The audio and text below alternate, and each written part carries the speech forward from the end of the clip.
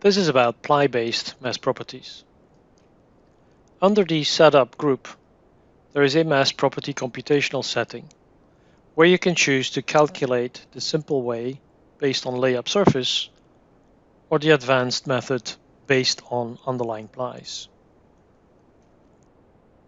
If we switch to the columns where the area of the ply has been added, we can pick an individual ply and calculate its mesh properties under the right mouse button. See the area value getting added. We can also go to File, Prepare, Composite Properties and calculate the full design mesh properties here. You'll see all values getting added here.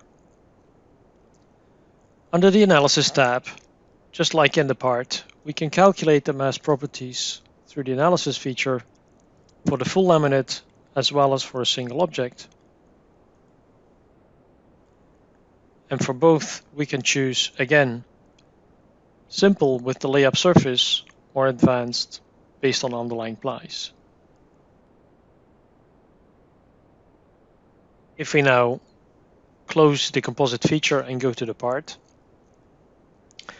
we see that in the dedicated composite body that has been added to the part owned by the composite feature, we can also ask for the mesh properties at the part level, and even without having any solidification, this part can understand what the ply-based mesh properties are.